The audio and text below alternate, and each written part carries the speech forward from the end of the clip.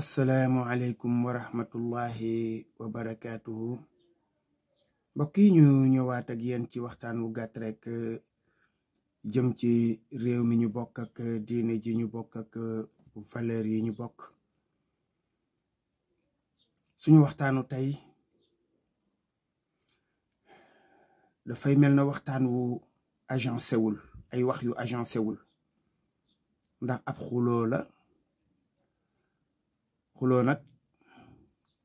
léeg-léeg day mel na wax yi dañoo duggantewul te fekk benn wax la, ndax da nga yëkkati tomb yu bare te tomb yépp bokk lu ñu laale. boobu style nag xam naa ne ñi xamul nu ñuy doxale ci wàllu wax ñoo ko dul xam, waaye ñi xam nu wax di doxe ñoom du leen jaaxal.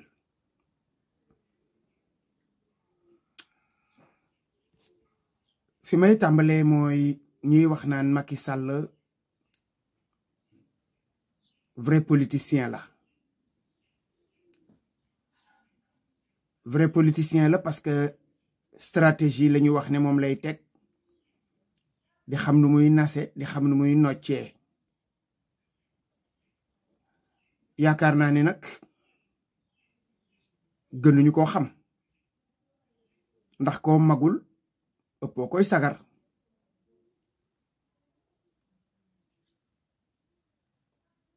Le prince de Machiavel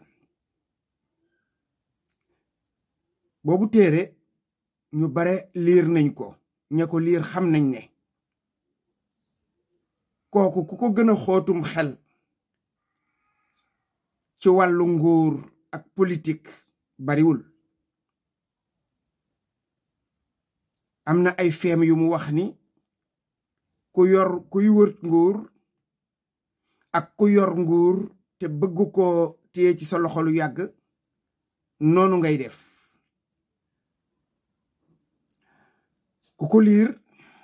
da nga tiit, ndax danga naan waaw ndeke man lii lépp mi ngi xew te xawuma ci dara, ndax looloo nekk ci biir gouvernement yu bare. kooku lii nga xam ni moom mooy xew ci Sénégal rawatina ci jamonoy Macky Sall soo ko indi woon tey jii ne ko lii ngi ciy xew, moom day sëgg wàccu ba noppi, wàccu ndax xel mu teey, ndax loolu du xalaat ne lii war naa mën a xew ci diggante ay nit nag yuy butu nguur wala ñu bëgg téye nguur. am na ñu naan ma waaw lii bettuñu, lii xamoon nañ ko parce que Macky Sall nangam déedéet. nit ñi dafa am ñoo xam ne dañuy bàyyi seen xel muy gëweelu, am ñoo xam ne ñii dañoo dese ak nite ba nga xam ni tey jii buñ doon def pronostic dañ koy teg ci ay éventualité yu raisonnable, maanaam yu mën a am lañ koy teg. masalan tey baatu pronostic boobu lay jël. soo demee ci course fas, ñarang yépp di ay fas, mën nga ne bii de mooy raw bee, sukkandiku xëy na ci bii ndey ji gagnant la woon, wala baay ba vainqueur la woon, wala moom bindu fas wi, wala ay victoire yu mu amoon lu jiitu. kon pronostic noonu lañ koy defee. kon ñu raisonnable ñi loolu lañu teg. bu fekkee ne ci biir nag dañoo dem ba noppi, dara desul lu dul kursu taxaw, ñu indi mbaam teg, su boobaa xam nga ne yow la nga doon pronostiqué mënatu la nekkati, ndax mbaam bokkul ci kursub naaru góor. am na loo xam ni ku ko bëggal layil da ngay muuma wedem ngay def. ñu tàmbalee ci waxu cour constitutionnel bii nga xam ni Macky Sall nee na ay mbir yu ñu leen jiiñ moo tax. est-ce que tey lañu mës a jiiñ cour constitutionnel? jëkkul tey. ñaata yoon lañ leen fi jiiñ yu ñàkk jaar yoon du jeex du xaaj xanaa kay moos dafa tolloog nag lu bees metti waaye jëkku ñu leen ko jiiñ tey te ba muy arrangé Macky Sall newuloon cour constitutionnel dañuy kii kon nañu aj kii déedéet fii la cour constitutionnel taxaw Macky Sall taxaw fu ne day def mandaam 5 ans mu dema dem ba mbir ya neex ba gundaandaat mu dem ca cour constitutionnel ñu ne ko 7 ans nga koy def lu tax booba récusé wul woon cour constitutionnel ñu toog cour constitutionnel invalider candidature Karim Wade sukkandiku ca loolee mu waxoon loolu mooy deuxième argument bi nga xam ne moom la Macky Sall indi ci Rose Wardini ñaar yooyu la wax benn bi tuumaal nañu cour constitutionnel mës nañ koo tuumaal te waxoo mës naa wax lu la arrangé te defoo bi ci topp mooy kaawu Rose Wardini ndax ba ñu waxee waxi Karim waxoo ca booba nga waroon ne kon candidat bii kat mbiram leerul Rose ba nga xamee ne mbir mi am na waxoon naa ko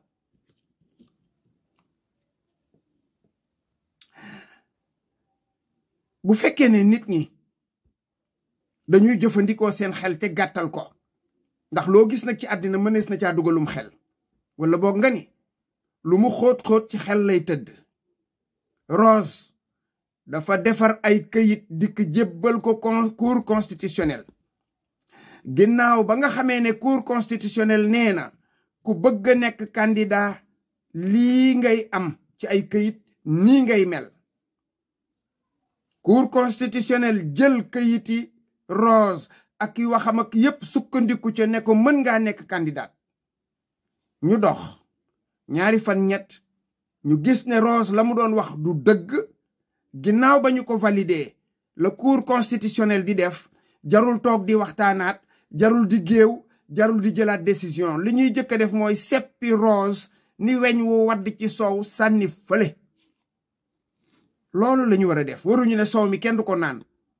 déedéet weñ daa tag ci kaw da ngay wut sa kuddu tonni li wër loola lépp sànni kon noonu la ñu waroon a def Rose wax ji jeex dégg naa ñu ne recevoir na mu koy laata muy def loolu daje naag Aminata Mbengue Idrissa Seck Modou Mame Diop nangam loolu juste pour wane ni kon waxtaan na ak ñi nga xam ni ñoo ŋànk réew mi assemblée nationale ba ci nangam njàpp ne Idi xëy na moom la jàppee moo fi nekk comme opposition Idi du opposition loolu xam ngeen ko Idi dee na bu yàgg ba ñu suul ko kon soo woowee Idi dangaa woo ku la neex kon dangaa bëggoon a valider li ngay def le lendemain mais loolu du ko valider ñu tàmbali nag ci Birima mii waxoon ne man Macky Sall moo ma ne woon demal nga toog ci télévision yi di ma fa waxal moo ko wax de neelu ma ko bu toogee moom Birima naan Macky Sall 2 avril dégg nga dootul walaa balati waxi Birima laa bëggoon mu téye gémmiñam lu bonam la war a kepp te may ñu jàmm am na nit ñoo xam ne ñii wallahi taneew ñu mbaam xuux ndax mbaam xuux lu mu lekk yaakaar naa ne du ñàkk loo xam ne bu ko tiimee du ci jéem lu bari lu wow déedéet parce que ngeen a bis mbaam xuux muy lekk xeer ñoom lépp la ñuy lekk mbaam xuux daal day tooy mu cay nekk di pataxi doomam sax bu ko juree bu wëññi ko bu dawul mu lekk ko waaye mosuleen a gis mbaam xuux buy yëy xeer catégorie yooyu waruñoo ŋaang ci réew mi et c'est pareil pour Abdou Latif Coulibaly qui soi-disant a démissionné nit ku tekkiwul dara qui avait incarné beaucoup de choses ba nit ñi naw ko teg ko fu kawe fu kawe ci jamonoy Ablaye Wade muy bind avec pertinence ak argument nekk journaliste d'investigation bu kawe bind fi yu bare yu ñu mën a sukkandiku boobaak léegi nga téye sa lu bon képp ko continuer ko képp démissionnel bul xaru bul démission da ngay xaru moo gën parce que yow loolu nga mérité va te suicider il faut pas t'effacer comme ça il faut pas t'esquiver ñàkk ngeen jom may wax Cheikh Nas naan damay génn réew mi parce que mani Cheikh yow itam bul renoncer da ngay jël sa carte d'identité téye ko jël sa passeport téye ko ndax nga mën a génn réew mi parce que boo sànnee sa carte d'identité doo génn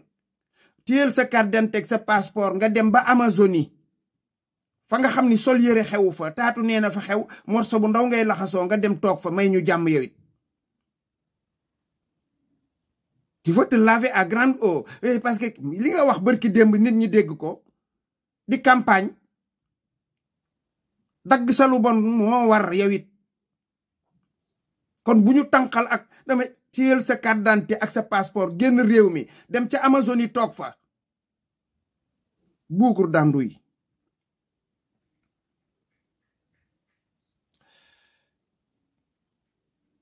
xumbal dafa am ñu ko mën yow da ngaa géey Cheikh kon yow yi nga doon def yëpp du théâtre bu insipide la dégg naa it Khalifa Sall nee na ñuy jaay doole yow Khalifa da ngaa war a noppi xawma ci Sénégal ku gën a ñàkk jom Khalifa Sall xamuma ko yow amoo looy wax t'as pas le droit d'ouvrir ta gueule tu dois la fermer et éternellement moo gënoon muuma nga war a def c'est ça que tu mérites yéen ñëpp amu leen droit di wax ci waxi Macky Sall bi da ngeen a soof vous êtes insipide amu leen goût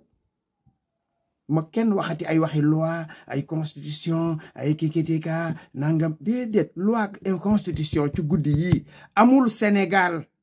amu fi valeur la constitution a dit ceci ma ne Macky Sall kañ la fi mës a respecter constitution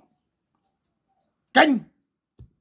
ne nous parlez pas de constitution ne nous parlez pas de loi ne nous parlez pas de république ne nous parlez pas d'une nation nous n'en avons plus en ce moment fii ñu toll nii fii bopp sa bopp fi ne bopp sa bopp fi ne ba ci Rose Wardini mii ngeen di dégg damay yaakaar sax ni dañ ko defoon plan B wala plan C Rose Wardini lan la rawee ndaw si Mimi Touré Rose Wardini elle est là elle est sortie du néant fan la mën a jaar ba am ay parrainage yu mat à la place alors que Mimi a été recalé Bougane a été recalé ñooñuy recalé ñëpp ñoom ñëpp Rose yamu leen ci testan kon est-ce que jàpp ñu ko woon teg ko fële comme pion su ëllëgee ñu gis parce que ñoom rek ñoo mën a xam ne Rose am na double nationalité loolu état ko mën a xam man mënuma ko xam am na ñu ko mënul xam kon loolu jàpp naa ne sax mbirum Rose ba tey c'est dans la comédie ci comédie bi la bokk. Cheikh Tidiane Gadio moom it nee nañu def ay séminaire bi ñu nekkee dañ jaay réew mi nañ ko bàyyi mu calme ne Cheikh Tidiane Gadio tu dois fermer ta gueule yow doo pombiteer doo pataas doo naajo doo pombiteer doo pataas doo naajo ak ñeneen nag on vous laisse pas foutre le bordel dans ce pays vous n'êtes rien absolument du ngeen dara mbir mi du yéen a koy régler c'est pas l'affaire des politiciens waxoon naa leen ko démb ce n'est pas aussi une politique Macky nee na day dialogue bu jógee ci lii ci ke yow déjà tu n'es plus là tu n'es plus là tu peux pas prendre un décret comme ça à quelques jours des élections alors que loolu c'est interdit formellement par entre guillemets la CEDEAO qui n'est rien fantoche fii la ñu taxaw di xupp waa Niger ak kër mënulu leen nit ñi lu bare kon da ngeen a war a téye seen ngeen ñox ko yéen it CEDEAO waru cee wax parce que feneen lañ ko soxla woon muy wax te waxul dégg naa muy wax naan Macky Sall dak communiqué boo xam ne bii c'est indigne des moutons may leen ñu jàmm. Macky day dialogue tey laay xam nag Sénégal ndax mi ngi dund wala dundul. fii lañ koy xamee ndax CEDEAO la mu doon wax ndax Union européenne ñoom dañoo ñëwoon déjà pour def observation. Union européenne nag kon nañ ñu wax li ñu observé lan la. Qu'est-ce qu'ils ont constaté après avoir observé 2 jours